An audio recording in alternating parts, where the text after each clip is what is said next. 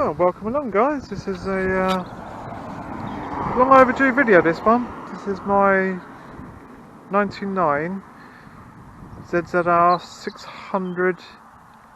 I'm going to say E model because most of the bike is an E model, but I have got the D model front end on it, and I'll come to that story more in a moment. So the ZZ-R6 then, I've owned this for a little bit now. It's one of my own personal collection. And it has got a shockingly low mileage, first of all, which I'll just show you on here. 8,009, and that is absolutely genuine. If you do want to double check my my facts, please do feel free. I'll show you how you can do that. Just run that reg through the DVLA computers and you'll see that mileage is absolutely genuine. There's one anomaly on there showing it went from 6,400 to 66,400 in about a day, which, unless the previous owner is some sort of world record holder, is just a typo. And you'll see the next MOT verifies the mileage back. So I've had this one a little while now. It is in remarkably good condition. As I was saying before, the only real change to this one is has the forks from the D model. The E model has adjusters on the forks for preload, and I believe it's compression. This has got the non-adjustable forks from the D model. I'm assuming the reason behind that is at some point in its life it's had a little topple. And the reason why I think that, we've got a little scar on the side of the fairing there, and a little mark on the end of the fork there. So I think it's probably bent the stanchions at some point, and someone can only get a set of D model forks. And to be honest, that suits me just fine, because although the D model forks are unadjustable, most people, including myself, have around about 25 years riding experience now. Once we've got the forks set how we like them, we largely don't tend to change them. So I've just changed the springs in there, and a slightly thicker white oil, gone to 10 weight oil. And the ZZ-R600 forks never were the best things in the world anyway, so absolutely no issue with me. Other than that, it is completely standard, which is the best way to run most bikes. It's a lovely evening here around the New Forest, so if the sunlight's a bit bright, I do apologise for that.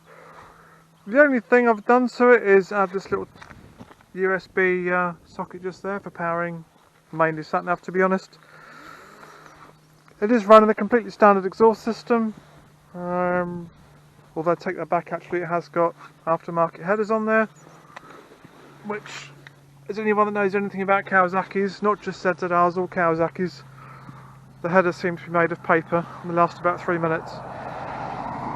So this is a review of sort of front to back really. I'll take each thing at a turn just to make sure I cover each point for you guys, because I'm sure there's a lot of people that like these older bikes, myself included. As I say, it's one of my collection. It doesn't come out too often now. But it's a nice little middleweight sports bike, and let's just carry on. Like I said, to the front end, Tokiko 4-piston opposed calipers. These calipers go way back. Most of the ZZ-Rs run these. The ZX-Rs run these, ZX6Rs run these, ZX9Rs run these. I've got Van Hill braided lines on there. Obviously fresh dot 4 fluid as well, standard master cylinder, and the brakes are no more than acceptable. They're fine. EBC pads, mainly because that's what it came with and they haven't worn out yet, and they are fine. They aren't two finger good like modern bikes. You do need the full kit cap, the full 4 fingers to make it really stop, but take it in context, it's not a sports bike, it's a sports tourer. The brakes are fine. You know, if you give the brakes a really good pull with 4 fingers, you will test the limits of the tyres, which are my old favourites, BTO 21s. I absolutely love BTO 21s. Lots of people say they're old, which they are. And if you're really worried about the extra sort of second or two that's going to give you on a track day, then fill your boots. But to be honest with you, I'd rather have a few extra 1,000 miles life out of them and good performance in the wet. And I've had absolutely no issues with 21s over the years, and I've used them for donkey's years, like these tyres. As you can see, twin discs, they're 310 I think on this one, maybe not 320, perhaps I'll check on that one for you. And again, the brakes are absolutely fine. The wheel rims on this one in good condition, 17-inch standard sports bike size 120. And as you can see in there, the radiators and guards are all absolutely immaculate, reflecting the mileage of the bike. Forks themselves, not as ZZ-R strong point, they are very soft from new. And by soft I don't just mean the actual preload, if you want to call it that. They seem to have a rather noticeable lack in rebound. The best way to describe it is they seem a bit reluctant to return to normal, and sometimes the thicker oil people put in there to compensate for the lack of preload, it does reflect in a slightly slower damping. So the forks are, let's give them a 6 out of 10. You take them into context, they're absolutely fine, but if you do take it on a track day, you certainly can feel the limits. Headlight on this standard old bulb, same with the indicators. This being an E model has got the twin, the ram air. I'll come back more to that in a minute. I think it's a lovely looking bike, to be honest. These are basically a collection of parts bins across the Kawasaki range in a party dress. The architecture is remarkably similar to the ZX-R models, particularly the H models, maybe more so the H2 rather than the H1. The actual architecture of the bike, the way it's all laid out under the tank, the coils, the carbs, lots of the parts even cross-reference, particularly the front end. I put a new set of head bearings in this because the old ones were notchy where they've been left. Didn't take too long at all. It's a pretty easy job on these. And rather than getting parts for ZZ-R, I've just got the part number off a well-known supplier site. Bang that into eBay, and it shares the parts with so many across the Kawasaki range. If we come on to the instrumentation then, fairly comprehensive for an older bike actually. Fuel gauge, speed average says 170, which isn't wildly optimistic. Yeah, 150, no problem. Maybe more than that if you were lucky, I suppose, on a good day. These were one of the fastest 600s, and they were actually raced quite successfully at the TT, ironically. 14,000 RPM is a very revvy engine. Not a lot in the middle, but you've got to spin it to make it go. And a temperature gauge. These do run very cold, like all Kawasaki's. They're massively overcooled. And the fan comes on about halfway up, and you've got a digital clock on this one, being an E model as well. Lovely comprehensive switchgear, pretty standard stuff. Kill switch, lights, engine starter motor, high and low beam indicators and horn, choke, span adjustable levers. You've even got a little cubby hole in there, which is useful for something like a wallet. My phone might fit in there. I've got an iPhone 11 Pro Max, which is far too big to go in there.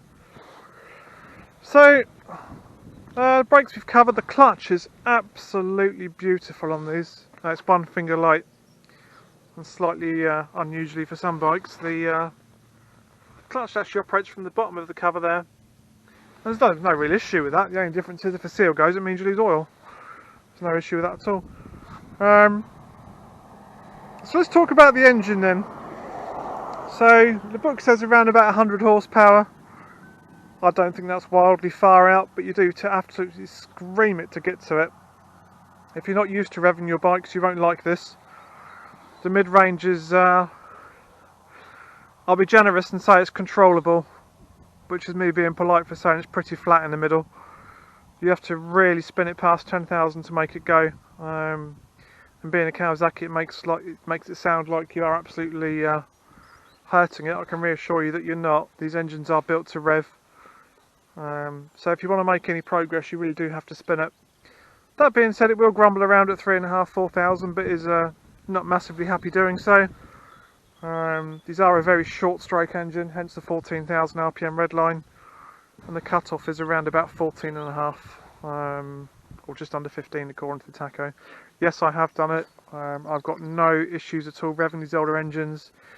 The oil's lovely and fresh, proper Kawasaki genuine filter on there. Service religiously, and at that mileage I've got no issue at all using all of those revs. In fact, these engines love to rev. Carbs, CVKs, I think these are a 36 or a 38, not got a clue. They are a good carb, and I like carbs anyway. The slightly more complicated issue with the ZZ-R is the ram air issue. You'll hear lots of people talk about the ram air delete and the airbox mod and stuff. That's all fine. If you want to fly around with that and mess around with that until your heart's content, you knock yourselves out. Personally, I find the best way to get these running well is to take one of the ram air hoses off.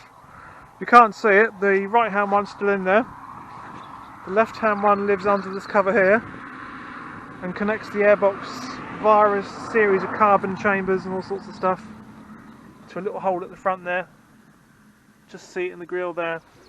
The idea being is it pressurises the airbox, and I'm sure at 170 mile an hour it might well pressure the airbox, and the best of luck to it, but 80-90 miles an hour I can't feel a difference. And the only difference I have noticed is a positive one, is that if you're sharp on the throttle and really use a high throttle opening, it seems to respond much better than having the airbox fully connected to the ram air. The other solution to that is to put some number 4 washers under the needles in the carbs. Some bikes prefer 1 washer, some prefer 2, just to lift the needles a little bit, and that gives you a touch more fuel, which is another solution to the some reported fueling issues with the ZZ-R6, which, like all Kawasaki's, they ice badly in cold weather, and by cold I mean anywhere from sort of freezing downwards really. Kawasaki's love to ice up. They've invented many things over the years, carb heaters and redirects in the coolant, and Kawasaki always run their bikes a certain way, and these older carb ones do ice up quite badly. So if you do ride in really cold weather, ZZ-R6, just bear that in mind, they do ice up. It's not a nice experience when it happens.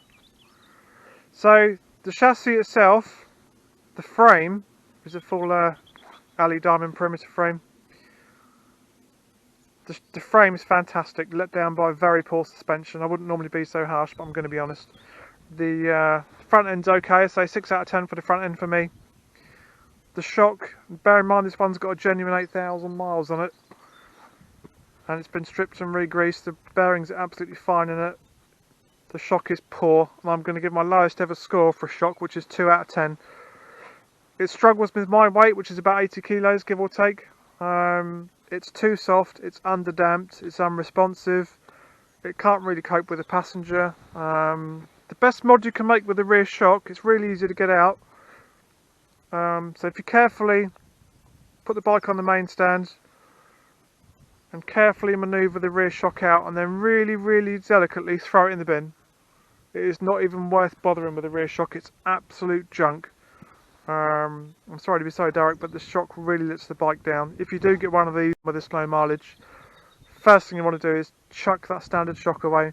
Get a Hagon, YSS, anything is better than the standard shock. These with a good shock and a decent front end are quite capable. Did quite well at the TT over the years, so they can handle. Accommodation wise, lovely riding position. I'm 6'1" on a warm day, and the riding position for me is, I'm going to say, perfect. More than my cross tour and my other bikes. I could ride this 600-700 miles in an afternoon, no problems at all. Comfort wise, it's perfect. Proper seat, his and hers, or hers and hers, and his and his these days, 2022, so whatever you want to do. 2 up accommodations, great. Proper grab handle, and you've got lovely little bungee hooks here, really useful. A lovely peg position as well. My missus is 5'4" and says it's as near as perfect as she's ever found. And this is a realistic 2 up, lovely bike to ride. Take it in context, enjoy it for what it is, don't compare it to new stuff, and you'll really enjoy it. So rear brake on this one, single piston sliding caliper, and it does slide because I've rebuilt it. It's got a Wesmoto rear line, again at this age, not because of mileage, purely because of the age of the bike. Change your brake lines over, guys, put braided on there. There's no ABS pumps or anything to worry about. Get a 2-line kit for the front, even though I'm being hypocritical and I've got a 3-line kit on there. Get a 2-line kit, it's better than 3-line, because you get rid of that little splitter thing, and sometimes you can get air in there. You'll never bleed it all out despite various attempts. I will change that to a 2-line at some point when I can be bothered. Brakes on the back, yeah, they're good enough, like any rear brake, they're fine. Rear tyre on these is it 150 or 160 on these? 160 on this one.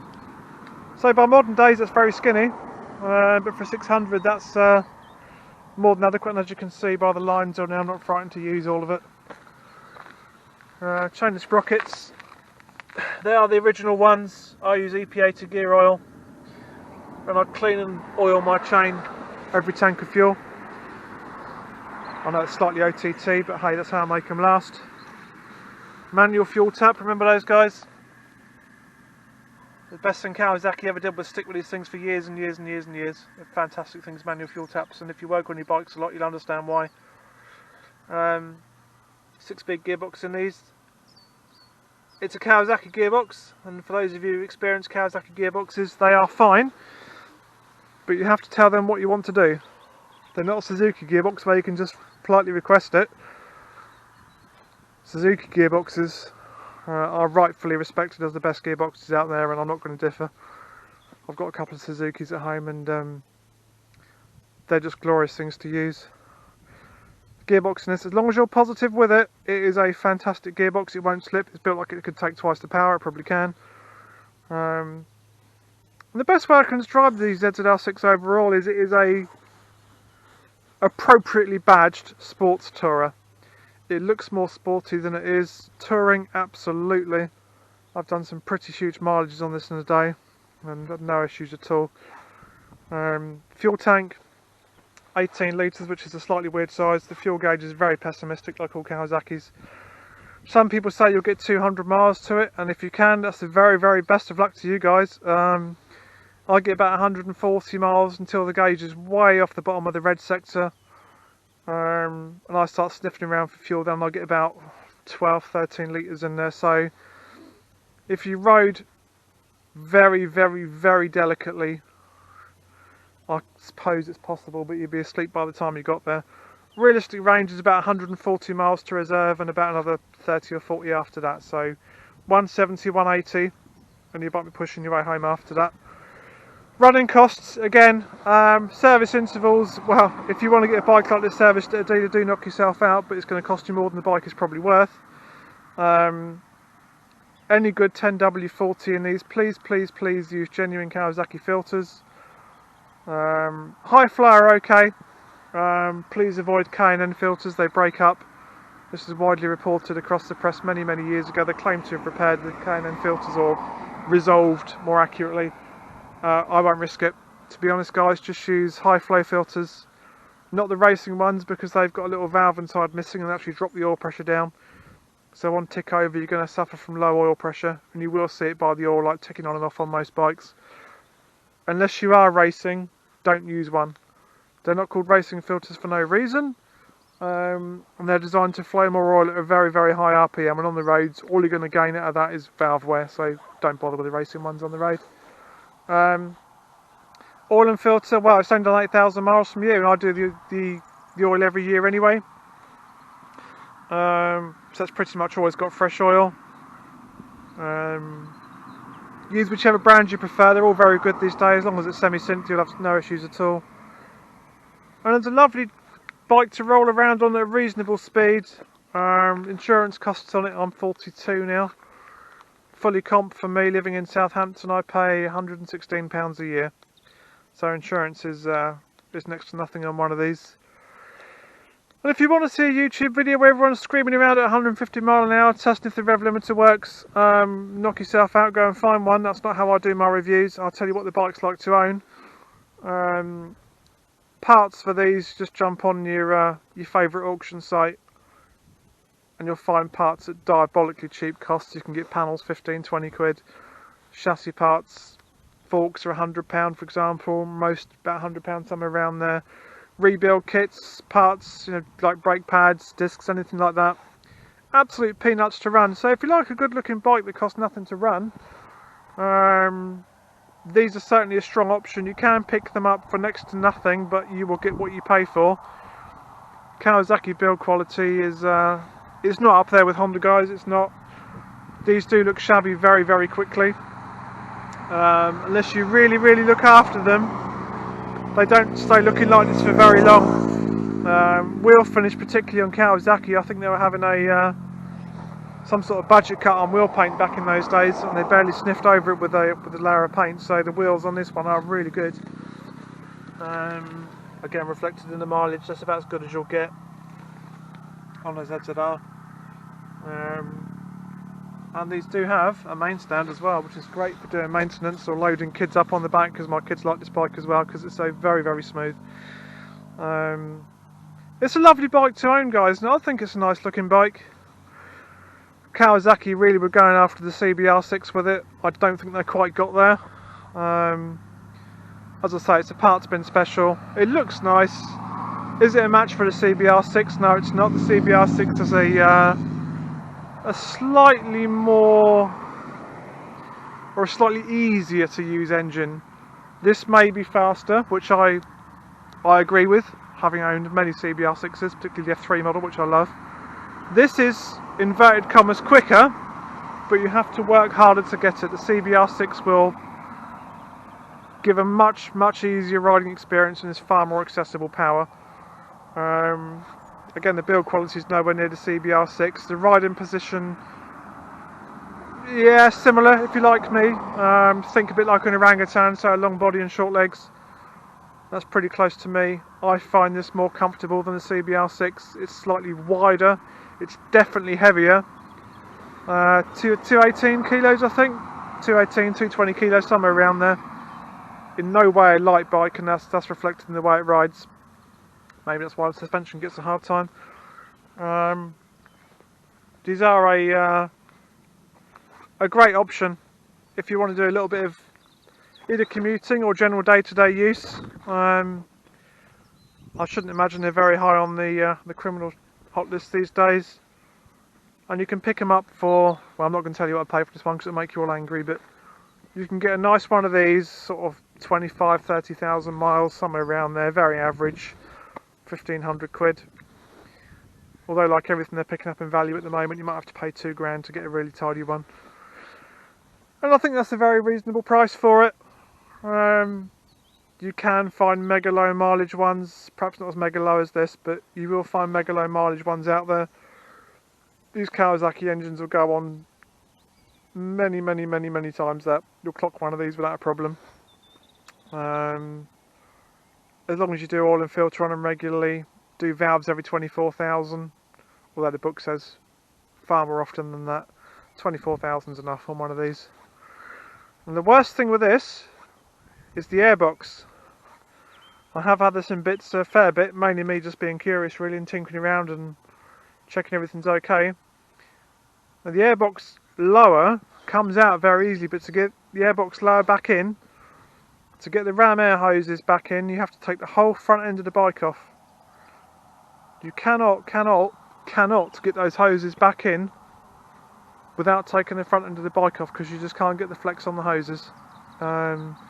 Unless you choose, like I do, to leave the left hand one off, it's no problem at all. It takes seconds. The bike runs better for it, and it even sounds slightly better. It sounds a bit more barky, if that's your thing. In that case, it takes seconds. So if nothing else, just from a maintenance point of view, leave one of the ram air hoses off if you want.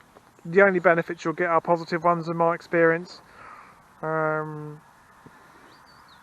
It's as simple as that, really. So I'll wrap it up there, guys. It's a lovely bike. And taken into modern context, it can hold its own. It's more than reasonable. And for your money, you get a lot of bike. And it certainly gets a lot of attention. People think it's a nice looking bike, which I agree with. The paint quality is good. The finish generally else is weak. So general fit and finish, I'm going to go 7 out of 10 on this one. Taking into account it's a Kawasaki. So, head race overall star rating for one of these out of 10. I'd say value, you're going to get a 9 out of 10 for value. It's a lot of bike for the money. Performance rating, if you want to work at it, 7 out of 10. Usability, 9 out of 10.